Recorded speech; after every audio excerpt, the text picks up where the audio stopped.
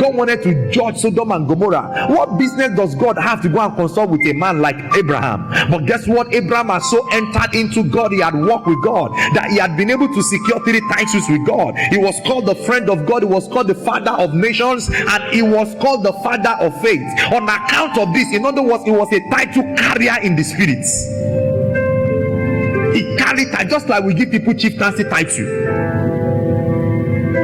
That's why a perspective of God was ascribed to him. You hear what is called the God of Abraham,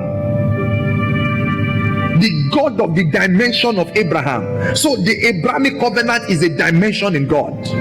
Come on, are you hearing what I'm talking about? Because listen, this morning we are entering into gates.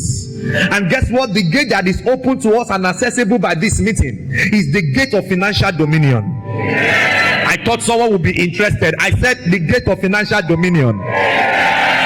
God will bring you into authority of wealth. Horns of wealth will fall. Men will be carrying horns of wealth in Jesus' name. If your amen is louder than that of your neighbor, carry the blessing. All right, Jesus says in Matthew chapter 6, if you read verse 11, it says, give us this day our daily bread. Give us this day our daily bread. Give us this day our daily bread. Why? He believed in the protocol of supernatural supplies. Supernatural supplies are supplies that are not natural.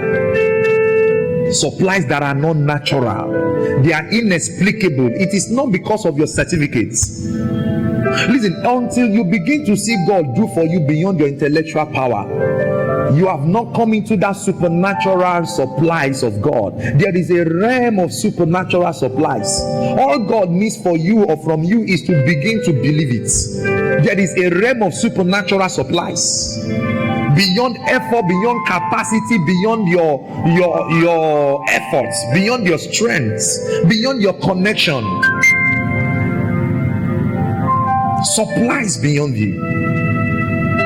Hallelujah. Now, in God, supplies always exist before demand. Never forget that. In God, supplies exist before demand. On earth, demand determines supply. That's why in economics they taught you demand and supply. The law of demand and supply does not work in heaven.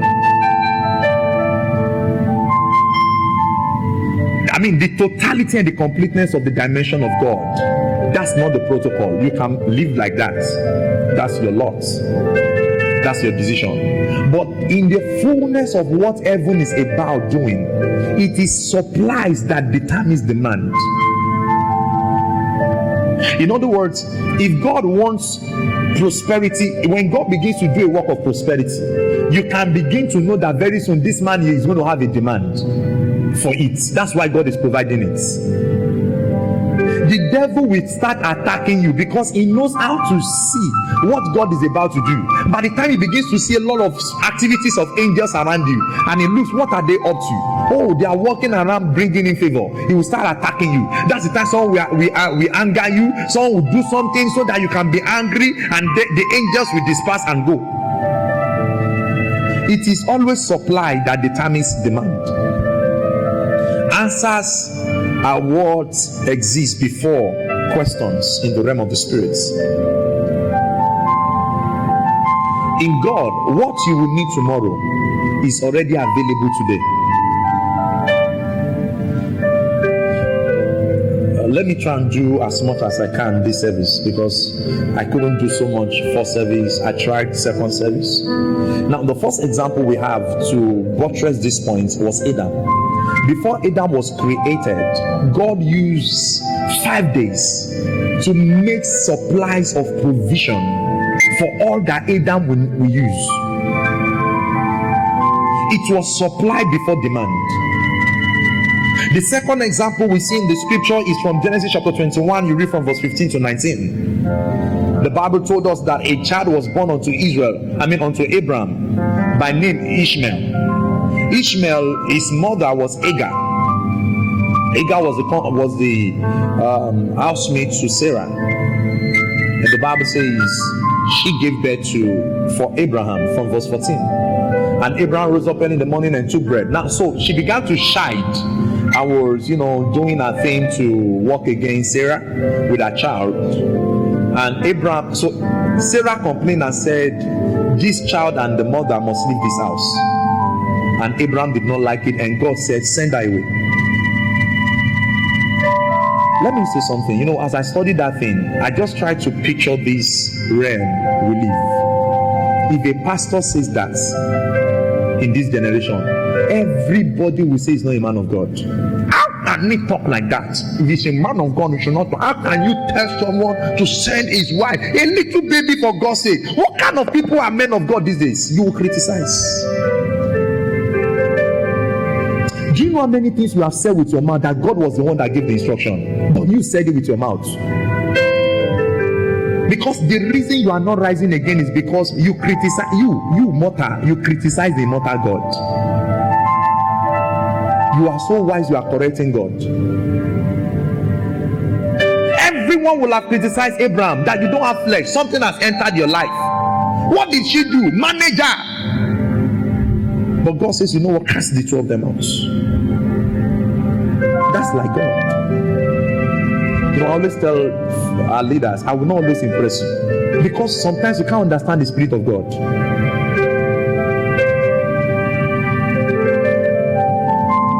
And Hagar was, what did he give her? See what Abraham, See what Abraham gave them to depart.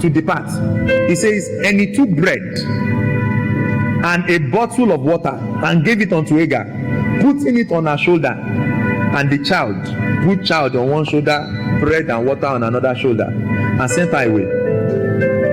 You know what it means to be sent away? Don't ever come. Did you know what? If I ever see your leg here, that's sending away. And she departed and wandered in the wilderness of Beersheba. Verse 15. And the water was spent in the bottle, and she cast the child under one of the shrubs, and she went and sat her down over against him a good way off, as it were a barrel shot. For she said, let me not see the death of the child. And she sat over against him and lifted up her voice and wept. Who wept? Hagar. And God heard the voice of the two people were crying. It was one God heard. The mother cried, Hagar cried. God didn't hear. There are Hagars in the house. Cry till tomorrow. God is on here. I mean God. It was the child that cried that God heard. You know why? He has the blood of Abraham, the blood of covenants. Commitment to the kingdom of God was the reason. It is not your child. Oh God! That's not what God is hearing. If there is no covenant in that voice, it won't touch anything in the realm of the spirits. The boy had the blood of covenant. God had the voice of the lad, and the angel of God called to Hagar of heaven and said unto her, what aileth thee, Hagar? Fear not, for God had heard the voice of the lad. Here it is. Next verse. Arise, lift up the lad and hold him in thy hand, for I will make him a great nation. Next verse. And God, did you see that? God what? Opened her eyes, and she saw a well of water. God opened her eyes. Let me tell you this. The well had already been there before they came there. Because if it was that an angel came and dug a well, and the angel came and dug a well, but the well was there, they didn't see it. Oh God, my life is not moving forward. I'm not seeing progress. What is happening to my life? It's because your eyes are not open. There is something your eyes must be open to see. There is good in every land. She saw her provision all of a sudden. You ask the question, where was she looking before? Listen, it's possible if God does not open your eyes, it's possible you are looking at your solution and you don't know a solution. Because in God and with God, solution is always before the problem. The Bible says, 1 Corinthians 10:13, there is no temptation taken upon him, but such as is common with men. It says, but God is faithful, who will not allow you to be tempted above that which you are able, and will with the temptation also make a way to escape. Number 3, Exodus 15:23 to 25 is a story of how the Israelites were in the wilderness, and the Bible says the only river that they could drink was bitter. Now the Bible says they called it Mara, and all of a sudden Moses cried to God. In verse 25, the Bible says God showed him.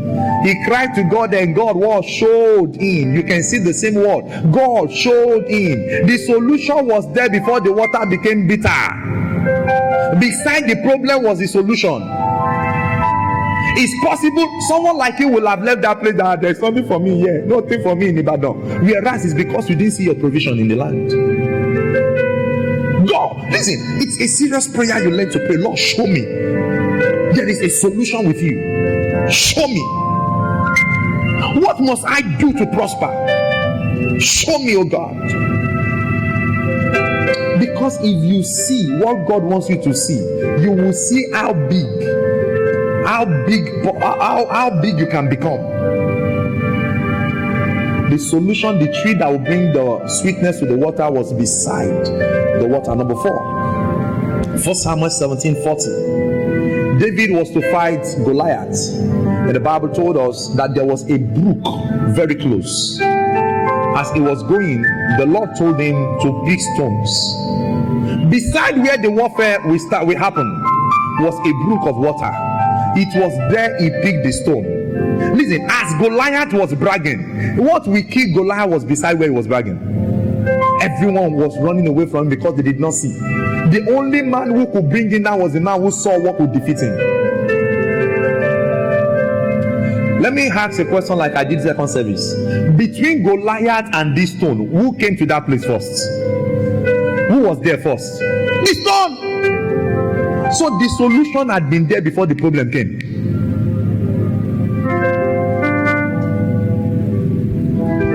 Number what is that? Number 4. Number 5.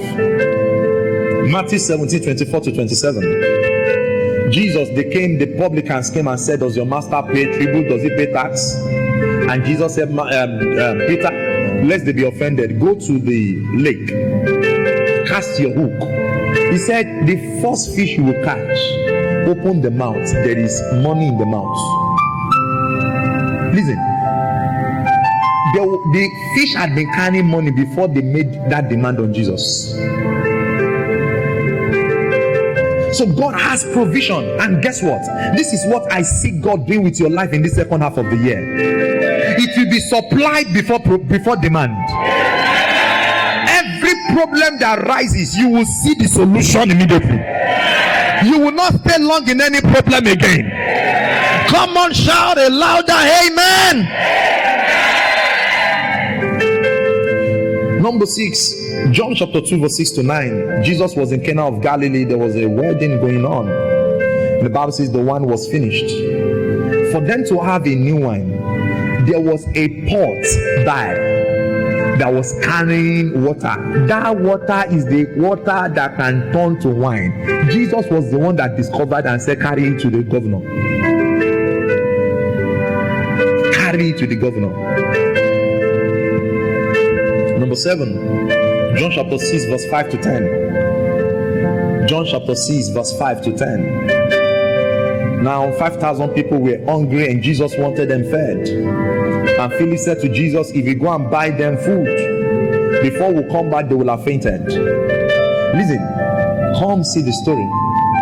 John chapter 6 verse 5 to 10. Now the Bible says, while all this was going on, there was a lad with 5 loaves and 2 fishes. It was that 5 loaves and 2 fishes Jesus prayed over, and it multiplied. Before the hunger came, the solution was around them. Before the whole 5,000 men became hungry, the solution was with a little lad. So listen, the realm of God is a realm of supply before demand. Supplies before demand. Listen, you have to spiritualize your mentality and believe this, because it's difficult to believe this system, because it's not a system by which this world runs. It is problem that makes you look for solution. So when you face any problem, you just smile. It is happening because the solution is here. Glory to God. Lord, show me. Lord, show me. What are you saying?